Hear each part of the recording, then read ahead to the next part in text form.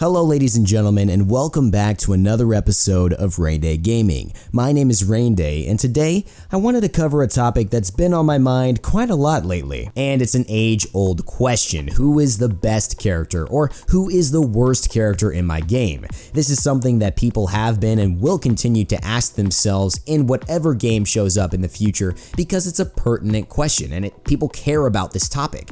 So I decided to take a look in Smite at some of the professional players, their tier list, look at some of the forum posts, and obviously incorporate my own experience to decide who was the worst god in Smite. And time and again, one name came up more so than the others, and that was Anubis. And what's amazing is that he's not bad, which is weird, right? I mean, he could whoop your ass. Like, Anubis will absolutely kill your entire team if you don't deal with him. So then the great mystery is that why are we saying he's bad? And not just bad, the worst character in the game.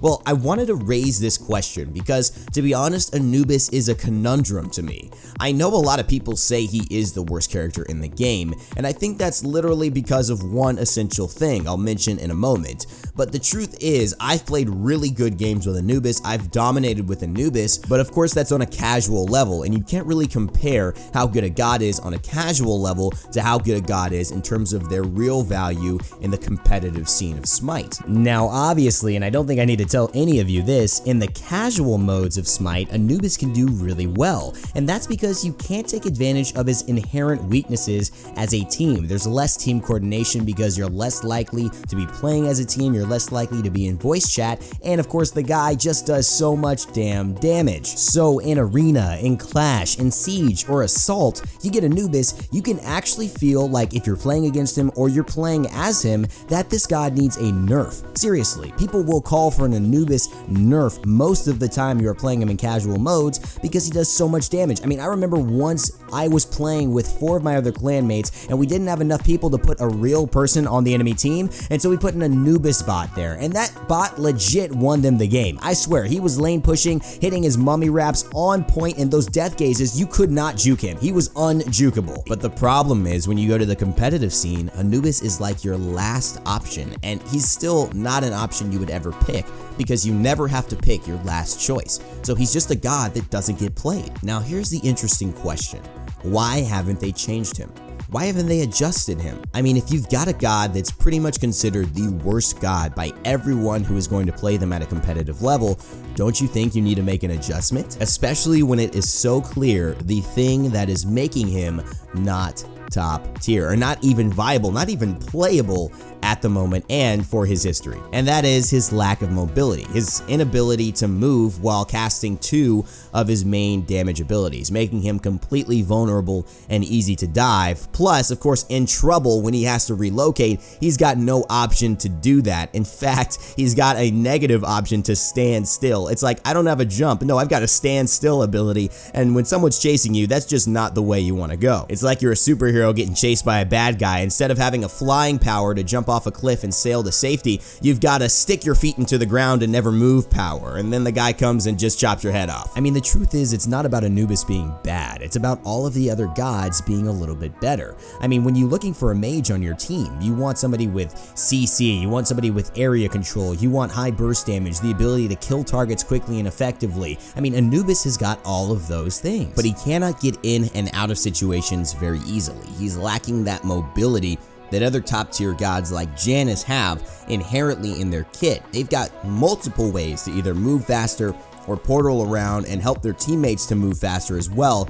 And it's just something that Anubis can't compete with at a competitive level because there's still the damage there on Janus, but he's got so many more options in terms of staying safe. So what do you do now? That's the question. You've got to be asking yourself this at Hi-Rez Studios. You've got to be asking yourself this as a player. What happens now? What changes do they need to make, if any, to make Anubis a god that we can see at the competitive level? Of course, this assumes that we need to see every god at the competitive level. level. I'm one who would like to see it, but I think I would rather that onus be on the players to making them viable rather than Smite tweaking every single god, even if they feel good in other modes, in order to make them viable in the competitive scene. So let's assume, for the sake of this argument, that we want to see Anubis in the competitive sphere. What is the next step to take?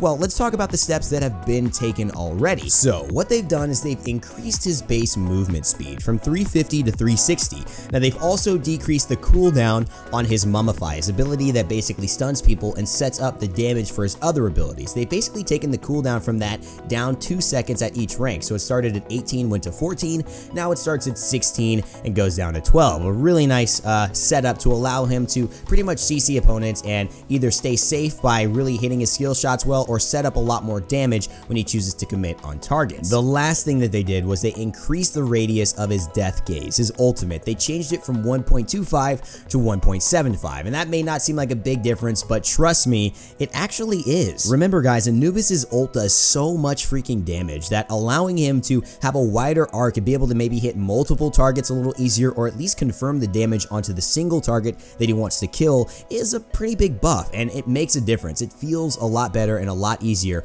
to confirm that damage. I've played him and it feels really, really good. So those are the changes they made to him, and honestly it does make him a better character, but the big flaw, the big reason why he is still not played, which is his inherent lack of mobility in his kit, has still not been addressed. And so I don't really see him getting picked up any more frequently than he has been already, which is pretty much zip, zilch, nada. Now I don't mind that though, because I still really enjoy Anubis, and as a casual player he's definitely just gotten better. But in the competitive scene, if you do want to see this god played, you need to make him safer. Now that's it. That's all you have to do. Make this god safer. Give him a jump, give him a dash, give him a teleport, give him something, and allow him to move better and have some mobility in comparison to some of the other mages, and he will become a god you see relatively frequently. But personally, I don't think they should do this. My opinion is that Anubis, although he is probably the worst god in terms of his competitive relevance, is a great god overall, and I really like the way he is. And here's why. I'm a big fan of variety in gaming, especially in MOBAs, where you have different characters, 76 I think at this point,